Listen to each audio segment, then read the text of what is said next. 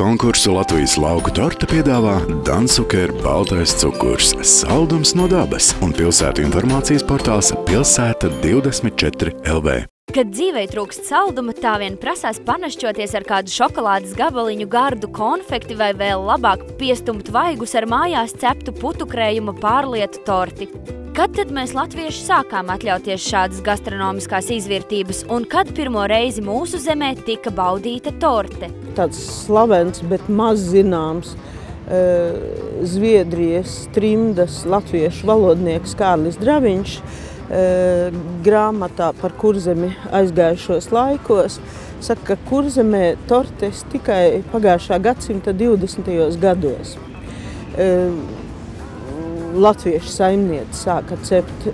Mājās, kur valdīja bagātība un pārticība, tortes tika ceptas jau 19. gadsimta beigās, bet šādu greznību latvieši atļāvās tikai īpašās reizēs. Pats vārds torte jau rāda, tas ir aizgūts vārds no vācu, bet mums par apmierinājumu ir vācieši aizgūši no itāļu, un mums vēl par lielāku apmierinājumu arī itāļi ir aizgūši tālāk no latīņu valodas, tātad no romiešiem, ka tas nozīmē apaļais savīts.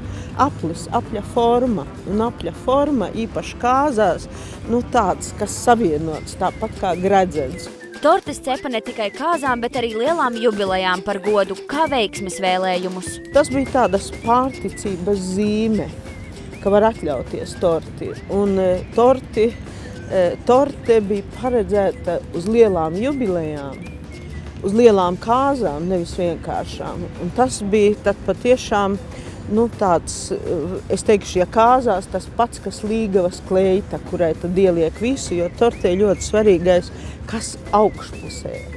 Tortes cepšanai gatavojās ilgu laiku, jo ne visas nepieciešamās sastāvdaļas varēja tā vienkārši dabūt. Olas nācās krāt ilgu laiku pirms paša gatavošanas procesa. Tāpat arī, ja mūsdienās pierasts, ka ieejot veikalā nopērkam cukura paku, tad senākos laikos cukuru aizstāja ar citiem saldinātājiem. Bija dažādi cukuri, bija galviņu cukurs, bet bija, protams, arī smalkais cukurs. Tas bija ļoti dārgi, nevelti tāpēc arī tas tik bieži netika darīts, jo tā bija vesela bagātība cukurs. Varēja ar medu bieži saldināja vai pārtvaicējot vēl kādā veidā. Galvenās sastāvdaļas bija milti, saldumi, garšvielas, olas. Svarīgi bija tas, lai kūka būtu trekna, kas simbolizē pārticību, kā arī daudzās tortes kārtas atspoguļoja to, ka dzīve nav vienveidīga. Tām kārtām jābūt iespējami saldām. Un mūsdienās, kad ir arī sāļās tortes, tad liekas, tas jau atbilst tā kā laikam dzīvē arī ir, bet sākotnēji bija svarīgi, ka pēc iespējas saldākam, jo saldāks, jo treknāks, jo uzskatīja ir labāks.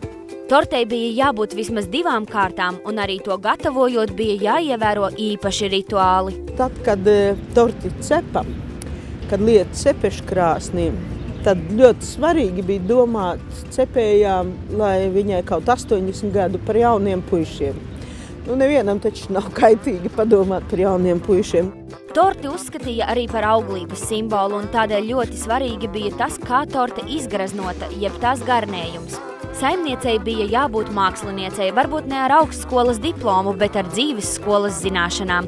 Rīgas Jugendstila muzejā vēl darba kārtībā ir maza mājīga virtuvīte, kura sevī glabā senus noslēpumus par to, kā latvieši reiz našķojās. Tad paredzēta ļoti daudz viesu un tāds īpašs vakars, tad, protams, garšas, kā garšas vienmēr salda kūka, būs ļoti garšīga kūka, bet bija svarīgi, kā izskatās tā kūka, un līdz to bija jāiemācās varbūt kādas praktiskas lietas, kā izmantot darba rīkus, lai tas garnējums pēc iespējas greznāks būtu. Pavāra grāmatās bija speciāls paraugs iedrukāts, pēc kura varētu vadoties. Varēja uztaisīt ļoti greznu garnējumu, lai viņš pēc iespējas vairāk acu pievērš.